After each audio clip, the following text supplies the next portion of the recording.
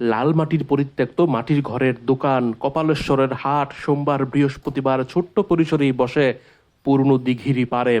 James টেলরের বইতে আছে টোক বাজারের বন্দর থেকে শিশুপালের রাজধানীর দূরত্ব মাত্র কয়েক মাইল। সেই জায়গাটি হচ্ছে এটি, কপালেশ্বর।